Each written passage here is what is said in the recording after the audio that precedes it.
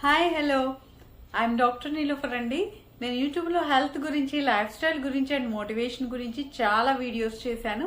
ఇంతకుముందు మీరు నా వీడియోస్ చూడకపోతే వెంటనే చూడండి అండ్ లైక్ చేసి ఖచ్చితంగా సబ్స్క్రైబ్ చేసుకోండి. ఇవాళ మన టాపిక్ అయితే ఇమోషన్స్ని ఎలా కంట్రోల్ చేసుకోవాలి అనే దాని గురించి. మరి మన టాపిక్లోకి వెళ్ళిపోదాం. మామూలుగా ఎవరైనా మనల్ని ఏమైనా అన్నా, ఏమైనా చెడుగా మన గురించి చెప్పినా, లేకపోతే మనం ఏదైనా అడిగినప్పుడు చెయ్యకపోయినా, అవసరమయ్యి అడిగితే ఏదైనా చెయ్యకపోయినా, లేకపోతే ఏదైనా చెడు చేసినా, వాళ్ళ గురించి కోపము, తర్వాత అసూయ, ద్వేషము ఇలాంటివన్నీ చూపించి వాళ్ళ గురించి ఎక్కువగా ఆలోచిస్తా మదన పడిపోతూ ఉంటూ ఉంటాం. వాళ్ళ పట్ల వ్యతిరేక భావము, ఉక్రోషము ఇలాంటివన్నీ వచ్చి రకరకాలైన భావాలతో సతమతమవుతూ ఉంటాము. ఎంత కంట్రోల్ చేసుకోవాలనుకున్నా కూడా కంట్రోల్ చేసుకోలేక ఆవేశపడిపోతూ ఉంటాము. ఈ ఆవేశాన్ని పదే పదే దాని గురించి ఆలోచించడం అనే దాన్ని మనం మానుకోలేక, అది మన చేతిలో లేక, మన కంట్రోల్లో లేక చాలా ఇబ్బంది పడుతూ ఉంటాం అన్నమాట. మరి ఇలాంటి ఇమోషన్స్ని ఎలా కంట్రోల్ చేసుకోవాలి అనేదే మన ఇవాళ టాపిక్. సో ఏదైనా విషయం మనల్ని బాధ పెట్టినప్పుడు ఆ ఆలోచనలు పదే పదే మనల్ని బాధిస్తూ ఉంటాయి. ఇలా జరిగిందేంటి, ఇలా జరగకపోతే బాగుండేది, నాకే ఇలా జరుగుతుందేంటి, ఇలా ఆలోచిస్తూ ఉంటాము. మనం వేస్ట్, ఎందుకు ఇలాగా వాళ్ళని అడగకపోయినా బాగుండేది, ఇలా చేయకపోతే ఇలా జరుగుండేది కాదు, నేను అలా చేయకపోతే ఇలా జరుగుండేది కాదు, ఇప్పుడు నాకు ఎవరు హెల్ప్ చేస్తారు,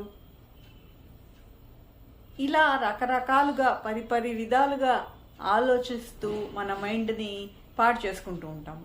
సో ముందు మనం ఏం చేయాలి, ఈ ఆలోచనల సైకిల్ని ఆపాలి. ఆపి ఇంకా గట్టిగా ఇంకా ఆలోచన చేయకూడదు అని నిర్ణయించుకొని మన మైండ్ని డైవర్ట్ చేయాలన్నమాట. వేరే దాని మీదకి మన మైండ్ని మళ్ళించాలి. ఏదైనా ఒక వస్తువుని చూసి దాని గురించి ఆలోచించడం మొదలు పెట్టాలి. అలాగా మైండ్ని డైవర్ట్ చేయాలన్నమాట. లేకపోతే అక్కడ ఉన్న ప్లేస్ నుంచి వెళ్ళిపోయి వేరే చోటుకి వెళ్ళి వేరే పని చేయాలన్నమాట. నేనైతే ఏం చేస్తానంటే, ఎప్పుడైనా ఇలాగా మైండ్లో ఏదైనా ఎక్కువగా ఆలోచనలు, ఏదైనా బాధ పెట్టే ఆలోచనలు వచ్చినప్పుడు అక్కడ నుంచి వెళ్ళిపోయి ఏదైనా సర్దటం కానీ, ఇల్లు సర్దటం కానీ, క్లీన్ చేయటం కానీ, బూజులు దులపటం కానీ, లేకపోతే ఏదైనా ఇస్త్రీ చేయటం కానీ, ఇలా అలమారాలు సర్దటం కానీ, ఏదో ఒక పని మీద దృష్టి మళ్లించేసేసి ఆ విషయాన్ని మర్చిపోవడానికి ప్రయత్నిస్తాను అనమాట. అలాగా చేయాలి. అప్పుడు మన ఆలోచనలకి బ్రేక్ పడుతుంది. అంతేకాకుండా ఇంకోటి ఏంటంటే, బాగా దీర్ఘ శ్వాస తీసుకొని శ్వాస మీద దృష్టి నిలిపి శ్వాస తీసుకోవటం, వదలటం ఇలాంటివి చేస్తూ ఉండాలి. అలాగే ఒక్కొక్కసారి ఏమవుతుందంటే, అలాగ చేస్తున్నంతసేపు ఆలోచనలు రాకపోయినా తర్వాత మళ్ళీ వస్తాయి. కాబట్టి మనం అప్పుడు మళ్ళీ వచ్చినప్పుడు ఆలోచనలను మళ్ళించాలన్నమాట.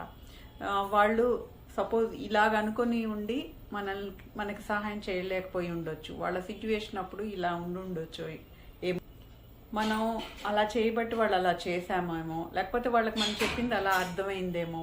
ఇలాగా మంచిగా ఆలోచించి మనం ఆ విషయాన్ని వదిలేయాలి.